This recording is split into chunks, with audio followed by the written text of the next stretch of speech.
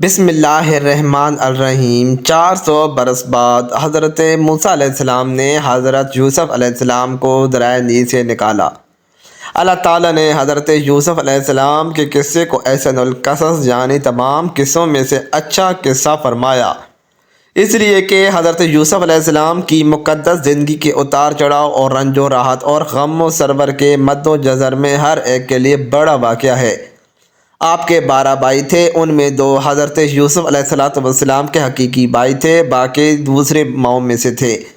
حضرت یوسف علیہ السلام اپنے تمام بھائیوں میں سب سے زیادہ اپنے باپ کے پیارے تھے، اور چونکہ ان کی پیشانی پر نبوت کے نشان درخشاں تھے، اس لیے حضرت یعقوب علیہ السلام ان کا بے حد احترام کرتے، ان سے انتہائی محبت فرماتے۔ 7 برس کی عمر میں حضرت یوسف علیہ السلام نے یہ خواب دیکھا کہ 11 ستارے اور چاند سورج ان کو سجدہ کر رہے ہیں۔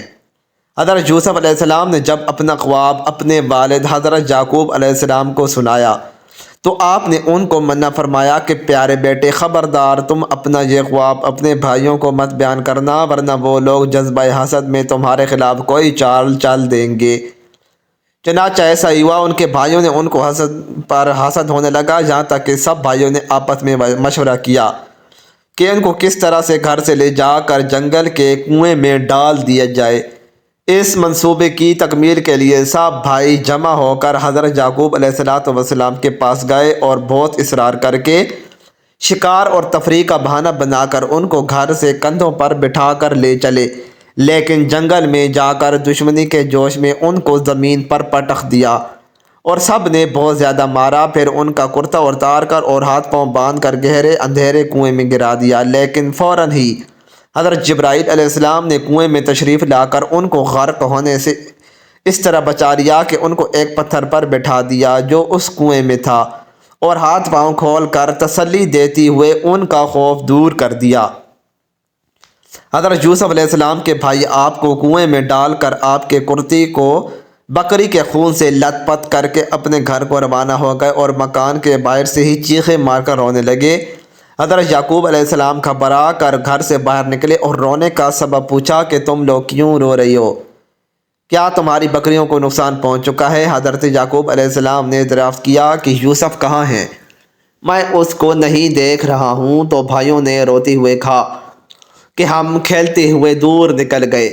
یوسف علیہ السلام کو اپنے سامان کے پاس بٹھا دیا تو ایک بھیڑیا آیا اور بھائی کو کھا گیا، یہ ان کا کرتا ہے۔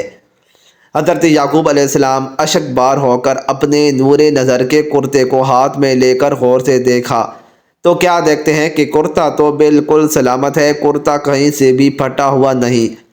حضرت یعقوب نے فرمایا یہ سب تم لوگوں کا مکر و فریب ہے۔ پھر آپ نے دکھی دل اور درد بھری آواز میں فرمایا میرے لیے صبر ہی بہتر ہے، اور جو تم باتیں بنا رہے ہو ان پر اللہ ہی کی مدد درکار ہے۔ حضرت یعقوب علیہ السلام 3 دن اس کنویں میں تشریف فرماتے رہے۔ یہ کنواں کھارا تھا مگر آپ کی برکت سے اس کا پانی بہت میٹھا ہو گیا۔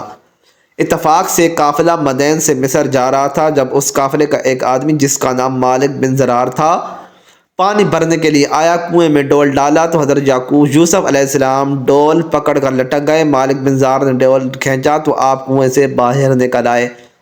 جب اس نے آپ کے حسن و جمال کو دیکھا تو غلام یہ کہہ کر اپنے ساتھیوں کو خوشخبری سنانے لگا حضرت یوسف علیہ السلام کے بھائی جو اس جنگل میں روزانہ بکریاں چرا کرتے تھے، روزانہ کنویں میں جھانک کر دیکھا کرتے تھے۔ جب ان لوگوں نے آپ کو کنویں میں نہیں دیکھا تو تلاش کرتے ہوئے قافلے کے پاس جا پہنچے اور آپ کو دیکھتے ہی کہنے لگے یہ تو ہمارا بھاگا ہوا غلام ہے جو بالکل ہی ناکارہ اور نافرمان ہے، اگر تم اس کو خریدو تو بہت ہی سستا تمہیں فروخت کر دیں گے، مگر شرط یہ ہے کہ تم لوگ اس کو یہاں سے اتنی دور لے جا کر فروخت کرنا کہ جہاں تک اس کی خبر نہ پہنچے۔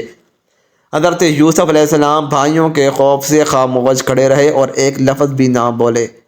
پھر ان کے بھائیوں نے ان کو مالک بن زار کے ہاتھوں 20 درہم میں فروخت کر دیا۔ مالک بن زار نے ان کو خرید کر مصر کے بازار کا رخ کیا اور بازار میں ان کو فروخت کرنے کا اعلان کیا۔ ان دنوں مصر کا بادشاہ ریحان بن ولید عملی تھا اور اس نے اپنے وزیر اعظم تکفیر مصری کو مصر کی حکومت اور خزانے سونپ دیے تھے۔ احترام میں لوگ اس کو عزیز مصر کے خطاب سے پکارتے تھے۔ جب عزیز مصر کو معلوم ہوا کہ بازار مصر میں ایک بہت ہی خوبصورت غلام فروخت کے لیے لایا گیا ہے اور لوگ اس کی خریداری کے لیے بڑی بڑی رقمیں لے کر بازار میں جمع ہو گئے، تو عزیز مصر نے حضرت یوسف علیہ السلام کے وزن کے برابر سونا اور اتنی چاندی اور اتنی ہی مشک اور اتنی ہی حریر دے کر خرید لیا اور گھر لے جا کر اپنی بیوی زلیخا سے کہا، اس غلام کو نہایت ہی اعزاز و اکرام کے ساتھ رکھو۔ عمر 13 یا 17 برس تھی۔ زلیخا حضرت یوسف علیہ السلام کے حسن پر فریفتہ ہو گئی۔ ایک دن خوب بناؤ سنگار کر کے تمام دروازوں کو بند کر دیا اور حضرت یوسف علیہ السلام کو تنہائی میں لبھانے لگی۔ آپ نے نعوذ باللہ کہہ کر فرمایا، میں اپنے مالک عزیز مصر کے احسان کو فراموش کر کے ہرگز اس کے ساتھ کوئی خیانت نہیں کر سکتا۔ پھر جب خود زلیخا آپ کی طرف لپکی تو آپ بھاگ نکلے اور زلیخا نے دوڑ کر پیچھے سے آپ کا کرتا پکڑ دیا جو پھٹ گیا اور آپ کے پیچھے زلیخا دوڑتی ہوئے صدر دروازے پر پہنچ گئی۔ اتفاق سے ٹھیک اسی حالت میں عزیز مصر مکان میں داخل ہوا اور دونوں کو دوڑتے ہوئے دیکھ لیا۔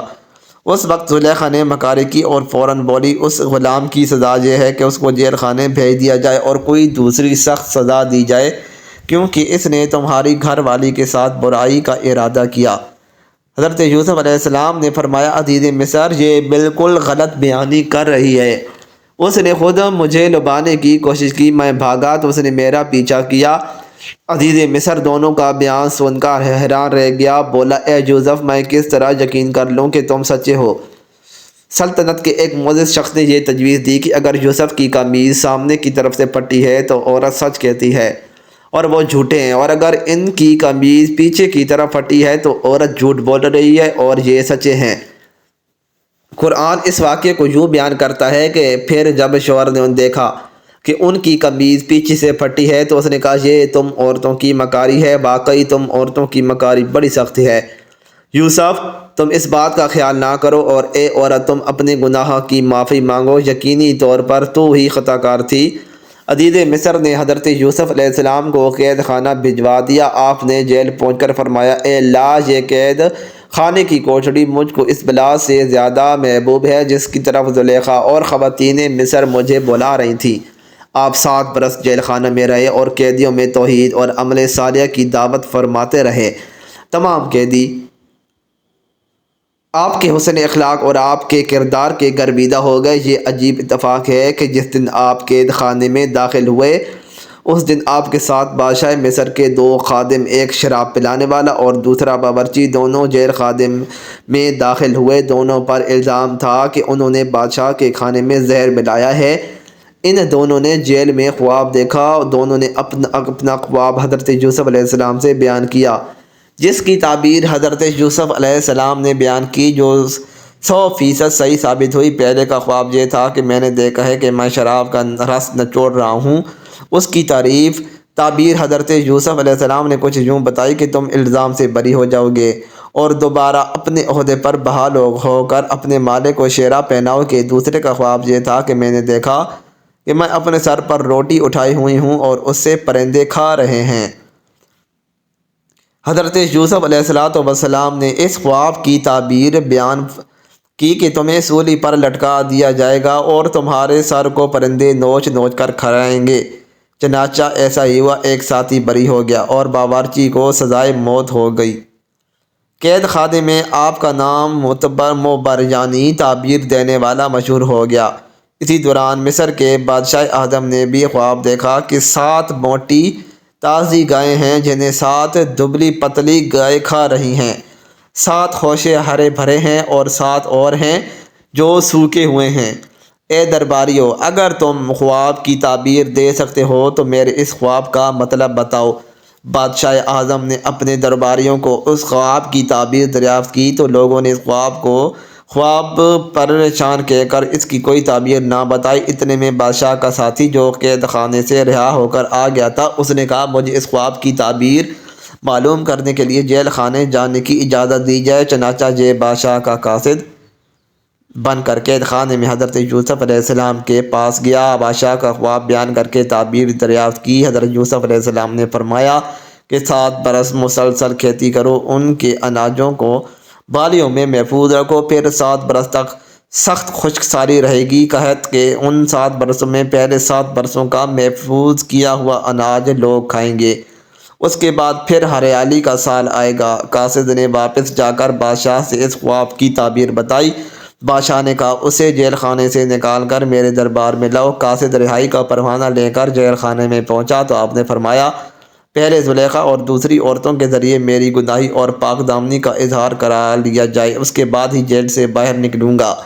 چنانچہ بادشاہ نے اس کی تحقیقات کرائی تو تحقیقات کے دوران زلیخا نے اقرار کیا کہ میں نے خود ہی حضرت یوسف علیہ السلام کو پھسلایا تھا، خطا میری تھی، حضرت یوسف سچے اور پاک دامن ہے۔ اس کے بعد بادشاہ نے حضرت یوسف علیہ السلام کو دربار میں بلا کر کہا آپ ہمارے دربار کے معزز ہیں۔ قحط سالی کے بعد یہ مشورہ ہوا کہ حضرت یوسف علیہ السلام نے کہا آپ زمین کے خزانے کے انتظامی امور اور حفاظتی نظام کے انتظام پر میرا تقرر کر دیں، میں پورے نظام کو سنبھالوں گا۔